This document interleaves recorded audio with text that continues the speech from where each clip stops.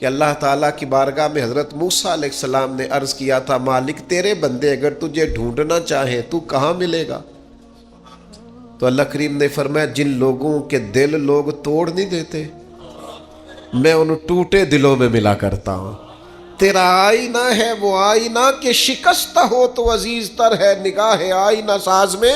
جب لوگ تانے دیتے ہیں، جب لوگ تکلیف دیتے ہیں، جب آپ بالکل ٹھیک چل رہے ہوتے ہیں، جب آپ محنت کر رہے ہوتے ہیں، جب آپ مخلص ہوتے ہیں، جب آپ جد و جہد کر کر کے تھک جاتے ہیں، اور لوگ جب پوری طور پر تانا زنی کرتے، باتیں سننے کو جب ملتی ہیں،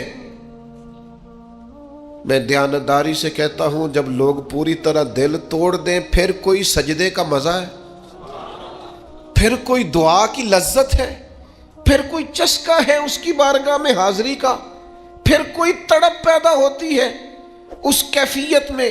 وہ جب لوگ آپ کو پوری طرح تکلیف دیں اور سارے اسباب ظاہری ختم ہو جائیں، وہ جو لذت ہے نا اللہ کی بارگاہ میں جڑنے کی، وہ تعریف والوں کو کئی دفعہ نصیب۔ ٹوٹے دلوں میں تو رب ملتا ہے نہ، بچا بچا کے تو رکھ اسے تیرا آئینہ ہے وہ، یہ شکستہ ہو تو عزیز تر ہے نگاہ آئینہ ساز میں۔ میرے عزیز طے کریں کہ اپنے ضمیر کے مطابق فیصلے ہوں گے، اللہ رسول کی رضا پانے کا کام ہوگا، اور اس تعریف سے نکل آئیں گے ہم کہ لوگ ہمارے بارے میں کیا کہتے ہیں۔ میں عرض کر چکا ہوں کہ داتا علی اجویری رحمۃ اللہ علیہ فرماتے ہیں کہ نبی پاک علیہ السلام کو صادق کہتے ہیں، امین کہتے ہیں، صلہ رحمی کرنے والا کہتے ہیں، اور جب کہا لا الہ الا اللہ پڑھو تو پھر جادوگر، پھر معاذ اللہ شاعر، پھر کچھ۔ اچھا وہ یہ سارا کچھ کہتے رہے تو کیا حضور شام کو بیٹھ کے حضرت صدیق اکبر کے پاس یا گھر میں سیدہ ختیجہ کے پاس یہ تبصرے کرتے تھے معاذ اللہ کہ دیکھو جی لوگ بات ہی نہیں سنتے، دیکھو توجہ ہی نہیں کرتے، دیکھو مجھے جادو؟ حضور یہ تبصرے کرتے تھے؟ وہ جس طرح بچہ آگ کے قریب بار بار جاتا ہے اور ماں ہاتھ پکڑ پکڑ کے روکتی نہیں، غصہ نہیں کرتی، اس کا خیال ہوتا ہے اسے پتہ ہی نہیں یہ جل جائے گا، یہ رات کو بیٹھ کے تبصرے نہیں ہوتے تھے، بلکہ اللہ کا قرآن کہتا ہے اللہ کا باقی النفس کا، اے محبوب کیا آپ اپنی جان پر کھیل جائیں گے؟ اللہ یکون مؤمنین، اس بات پر کہ یہ ایمان کیوں نہیں لاتے؟ حضور آپ نے تو جان کی بازی لگا دی گویا، اتنی محنت کرتے ہیں، اتنی محنت کرتے ہیں، یہ اللہ کا قرآن ہے۔ وہ جادوگر کہتے جا رہے ہیں، ساحر کہتے جا رہے ہیں، اور حضور جان کی بازی لگا کر دین بتاتے جا رہے ہیں۔ یہ مزاج ہے کہ آپ ان لوگوں کے بیچ کھڑے ہو کر انہی کی خیر کی بات کریں، انہی کے حق میں بھلے کی بات کریں جو آپ پر تانا زنی کر رہے ہیں۔ آپ انہی لوگوں کے لیے دیکھیے حضرت موسیٰ علیہ السلام کتنی جد و جہد کی جناب کلیم نے، کبھی فرعونیوں سے مقابلہ ہے، کبھی دریاؤں کا سفر ہے، کبھی صحراؤں کا علاقہ ہے، کس طرح حضرت موسیٰ علیہ السلام نے جد و جہد کی اپنی قوم کو نکالنے کے لیے۔ آپ قرآن مجید کھولیں، جگہ جگہ حضرت کلیم علیہ السلام کا ذکر ملے گا، کبھی وہ پانی کا مطالبہ لے کے آ گئے، کبھی کچھ لے کے آ گئے، دن رات حضرت موسیٰ علیہ السلام انہیں فرعونیوں سے نجات دلانا چاہتے ہیں، لیکن وہ کتنی ذہنی اذیت دیتے ہیں۔ آپ تاریخ پڑھ کے دیکھیں، کبھی وہ ان سے کہا گائے ذبح کرو تو پوچھتے ہیں رنگ کیسا ہو، بچڑی ہو کہ جوان ہو۔ کبھی حضرت موسیٰ علیہ السلام کے بارے میں معاذ اللہ ثم معاذ اللہ، یہاں تک انہوں نے کہہ دیا کہ آپ نے تو اپنے بھائی حضرت ہارون کو قتل کر دیا، یہاں تک کہ ایک عورت کو کہا جا کے جناب حضرت موسیٰ پہ الزام لگا دو۔ کبھی وہ کہتے ہیں کہ معاذ اللہ آپ اتنا اپنے آپ کو پردوں میں چھپا کے رکھتے ہیں، چونکہ حضرت کلیم بڑے حیادار تھے، اللہ کے سارے نبی حیادار ہوتے، تو وہ کہتے تھے لگتا ہے جسم پہ معاذ اللہ ثم معاذ اللہ کوئی عیب ہے، کبھی کوئی بات، کبھی کوئی بات، کبھی کوئی بات۔ لیکن آپ حضرت کلیم کو دیکھیں، وہ جہاں بھی رب کی بارگاہ میں عرض کرتے ہیں اپنی امت کی خیر ہی مانگتے ہیں، وہ اپنی قوم کی خیر ہی مانگتے ہیں، وہ اللہ کی بارگاہ میں یہی عرض کرتے ہیں مالک ان کے لیے ہدایت کے راستے واضح فرما۔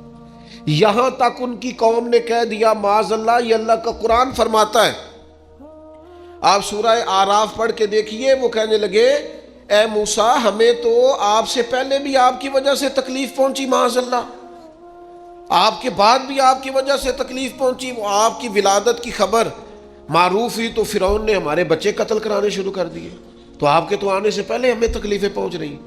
لیکن حضرت موسیٰ پھر بھی کہتے ہیں اور صبر کرو، تمہارا دشمن ہلاک ہو جائے گا، اللہ تعالیٰ تمہیں کامیابی دے گا۔ اور پھر اللہ تعالیٰ نے اس کا اعلان بھی فرمایا، فرمایا یاد کرو نا بنی اسرائیل والو، وہ وقت یاد کرو نا، وَإِذْ نَجَّيْنَاكُمْ مِنْ آلِ فِرْعَوْنَ، پھر ہم نے تمہیں نجات دی فرعون والوں سے، پھر ہم نے تمہیں نجات دی ان لوگوں سے، فرعونیوں سے تمہیں بچا لیا۔ کس کی برکت سے؟ حضرت موسیٰ علیہ السلام کی برکت سے۔ اللہ نے ان کے ذریعے تبلیغ فرما کے بچا لیا۔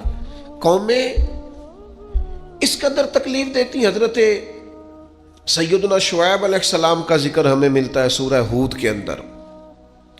حضرت شعیب اپنی قوم کو منع کر رہے ہیں، کیا کہہ رہے ہیں؟ ناپ تول پورا کرو، نا انصافی نہ کرو، لوگوں کا حق نہ مارو، یہ خیر کی دعوت۔ قوم جواب میں کیا کہتی ہے؟ سورہ ہود پڑھیے، وہ کہتے ہیں ہمیں نہیں سمجھ میں آتی آپ کی باتیں، اگر ہمیں آپ کے قبیلے کا ڈر نہ ہوتا تو معاذ اللہ ہم تو آپ کو پتھر مار مار کے شہید کر دیتے۔ آپ انہیں تبلیغ دین کر رہے ہیں، آپ انہیں اخلاقیات سکھا رہے ہیں، آپ ان کے کردار و عمل میں خوبصورتی پیدا کرنا چاہ رہے ہیں۔ وہ کہتے ہیں اگر آپ کے قبیلے کا خوف نہ ہوتا تو ہم تو آپ کو شہید کر دیتے۔ تو جواب میں حضرت شعیب نے کیا کہا؟ جاؤ پھر موج کرو۔ انہوں نے کہا ایسی قوم کو تبلیغ کروں جو پتھر مارنے کی بات کرتی ہے؟ کیا میں اب ایسے لوگوں کو دعوت خیر دوں جو مجھے شہید کرنے کی بات کیا خوبصورت جملہ ہے قرآن مجید نے بیان کیا۔ حضرت سیدنا شعیب فرمانے لگے وَيَا قَوْمِ اعْمَلُوا عَلَىٰ مَكَانَتِكُمْ إِنِّي عَامِلٌ، فرمانے لگے قوم والو تم اپنی جگہ کام کرتے رہو جو تم نے کرنا ہے، اور میں اپنی جگہ دین کی تبلیغ کرتا رہوں۔ کرو تم اپنا کام اور میں اپنا۔ شکوہ ظلمت شب سے تو کہیں بہتر تھا، ہم اپنے حصے کی کوئی شمع جلاتے جاتے۔ دوستو لوگ تو تانا زنی کریں گے۔ ایک خاص بات کرنی ہے آپ سے، ایک دانشور نے مجھے تو بڑا تڑپایا ہے، ہو سکتا ہے آپ بھی تڑپ جائیں۔ دیکھا ہے جو کچھ میں نے اوروں کو بھی دکھلا دے۔ ایک دانشور کی بات پڑھی میں تو ٹوٹ گیا۔ اس نے کہا مسئلہ پتہ کیا ہے، بدی پھیلانے والے تھوڑے ہیں اور نیکی پھیلانے والے زیادہ ہیں،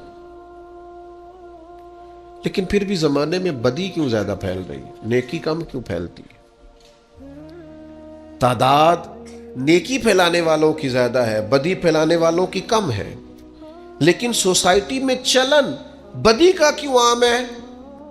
تو کہنے لگا اس کی وجہ یہ ہے کہ جس اخلاص کے ساتھ بدی پھیلانے والی بدی پھیلاتے ہیں نا، اس اخلاص سے نیکی پھیلانے والے نیکی نہیں پھیلاتے۔